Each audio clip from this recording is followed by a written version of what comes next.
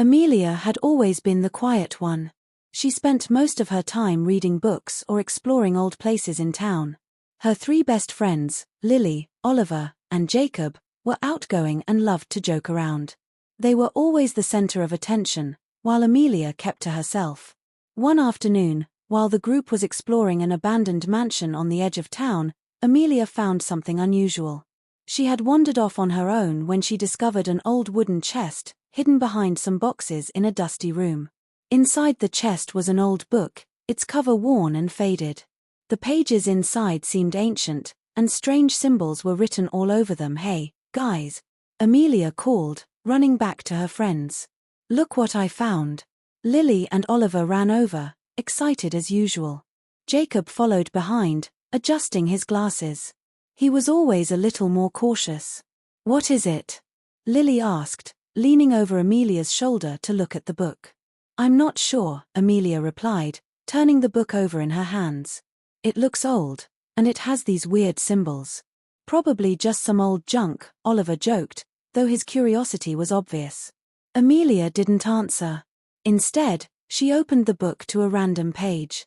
The symbols were unfamiliar, but the words seemed to have a strange power, like they were pulling her in. She couldn't look away. "Amelia, are you okay?" Jacob asked, his voice worried. Amelia snapped out of her trance and quickly closed the book. "Yeah, I'm fine.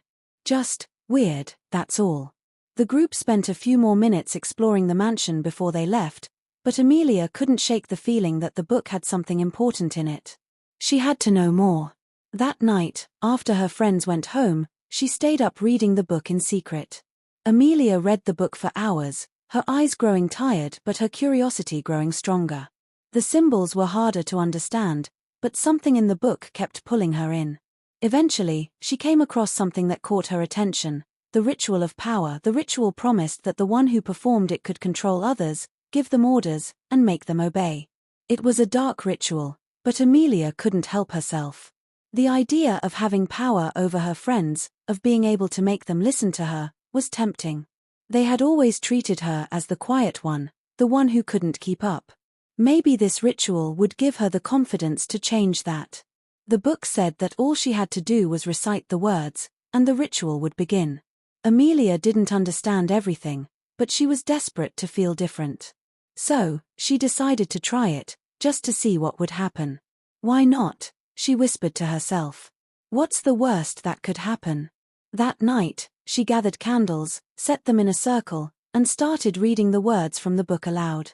The room grew cold, and the air felt heavy. At first, nothing happened, and Amelia almost laughed at herself for being so silly. But then, a strange feeling washed over her. It was as if the room was alive, and she could feel something changing inside her. The next day, everything felt different. When Amelia met her friends at school, she noticed that they were acting strangely. Lily, who was usually full of energy, seemed to be more quiet and obedient. Oliver, who was always the leader, suddenly looked to her for approval before making any decisions. And Jacob, who never showed his emotions, seemed to hang on her every word. Later in the afternoon, she decided to test it. While sitting in the cafeteria, she whispered to herself, "What if I tell them to do something?" She glanced at her friends, and without thinking, said out loud, "I want you all to follow me, no matter where I go." To her shock, they all stood up at the same time, without question, and followed her out of the cafeteria. Amelia's heart raced. She couldn't believe it. Was this real? Was she really controlling them? As the day went on, she realized she could make her friends do anything. If she told Lily to stay quiet, Lily would. If she told Oliver to stop laughing, he would. And if she told Jacob to smile, he would. But there was a part of her that felt uneasy. She didn't know how far this power could go, or what it might do to her friends. They weren't themselves anymore. It was as if they were becoming her puppets. Amelia couldn't shake the guilt that started to build up inside her. She had always felt like an outsider, but now, she was hurting her friends without even realizing it. She was controlling them, bending them to her will, and it felt wrong. One evening, she sat alone in her room, staring at the book. The book that had given her this power. The book that had taken away her friend's free will. "I never wanted this," she whispered. "I just wanted to feel like I belonged." But now, Her friends were no longer the people she had cared about. They were shadows of themselves, doing whatever she told them. And the more she used the power, the more distant they became. Amelia tried to stop using the book, but every time she saw her friends, she felt the urge to control them again. They weren't the same. She wasn't the same. The power was too strong, and soon, she found herself commanding them more and more. She told Lily to do her homework, made Oliver skip class to hang out with her, and even forced Jacob to laugh when he didn't feel like it. Her friends stopped talking to each other. They only spoke to Amelia. They became completely dependent on her, and Amelia didn't know how to stop it. One day, she realized that the power had taken over her as well. She wasn't the shy, quiet girl anymore. She was someone else. Someone dark. Someone who enjoyed controlling others. That night, she sat in her room, holding the book tightly. She had to make a choice. She could either keep the power and lose herself completely, or she could find a way to stop it. But could she undo what she had already done? Amelia's actions start to unfold, and she grapples with the power she has gained over her friends. I'll keep the writing simple and engaging, focusing on the internal and external conflict Amelia experiences. It had been a week since Amelia first performed the ritual. At first, everything seemed exciting. She could make her friends do whatever she wanted. It was as if they were all puppets, and she was the one pulling the strings. She didn't even feel guilty anymore, at least, not at first, but soon, things started to change. It wasn't just that her friends were obeying her every command, they were becoming different people. They were becoming hollow. They no longer had opinions, or desires, or any of the things that made them who they were. Amelia could see it in their eyes. There was a vacant look, as if the spark that made them alive had been extinguished. One evening, after school, Amelia met her friends in the park. They were already waiting for her, like always. "Hey, Amelia," Lily said, her voice flat. "What are we doing today?" Oliver and Jacob were standing beside her, looking just as empty. They weren't laughing like they used to. They weren't joking or arguing. They were just waiting for her to tell them what to do next. Amelia hesitated. This wasn't the way she had imagined it. She wanted to feel powerful, yes, but she didn't want her friends to lose themselves. She wanted them to be happy, to be themselves. "Let's just talk," Amelia said, forcing a smile. "What do you guys think about school or life?" But there was no spark in their responses. Lily simply nodded, and Oliver gave a small shrug. Jacob didn't even speak. It was as if they were following a script, doing exactly what she told them without any real emotion behind it. Amelia's heart sank. This wasn't right. They weren't even her friends anymore.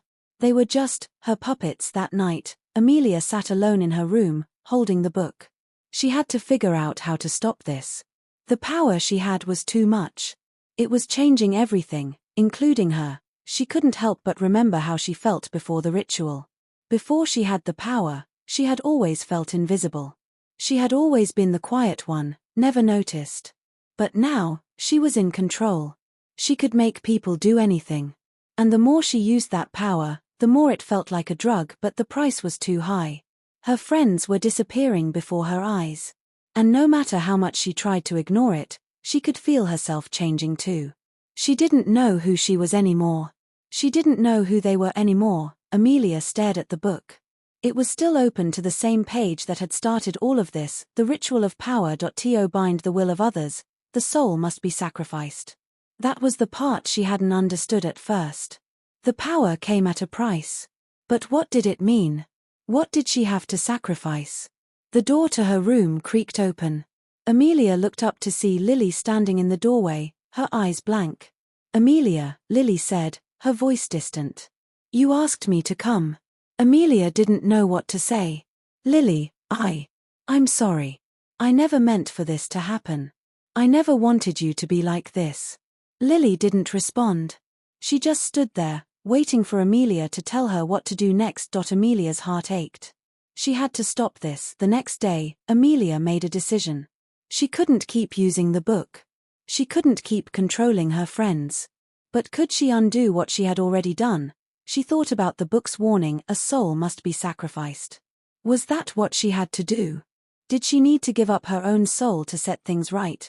The more she thought about it, the more desperate she became. She didn't want to lose her friends. But she also didn't want to lose herself.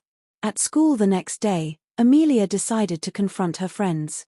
She couldn't keep hiding from the truth. She had to face them, even if it meant losing the power she had gained. "Lily," Amelia said at lunch, her voice shaking. "I need to talk to you. I need to tell you something." Lily looked up at her, her eyes still vacant. "What is it?" I've been controlling you," Amelia confessed. "I've been using the book to make you do things. But I don't want to anymore. I'm sorry." Lily blinked slowly. She didn't seem to react at all. "I know you're not really you anymore," Amelia continued, her voice breaking. "I just want to fix things. I want you to be yourself again." But there was no response. Lily didn't seem to understand. She just stared at Amelia, her expression unchanged. Oliver and Jacob joined them, looking just as distant as Lily. They didn't even ask what was going on.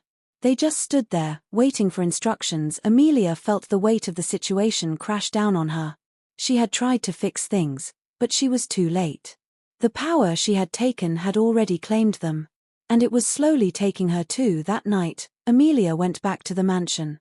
She went to the room where she had first found the book. The air felt cold, just like it had the first time she opened the pages. She sat down in front of the book, holding it tightly. She knew what she had to do. "I'm sorry," she whispered, looking at the book's final page. "I'll do whatever it takes to fix this." With trembling hands, she began to read the final words of the ritual. The air grew heavy again, and Amelia felt a strange warmth surround her. She could feel her soul tugging away from her body. But as it did, she felt the weight lift from her chest. She felt lighter, as though she were being freed. But then, something unexpected happened.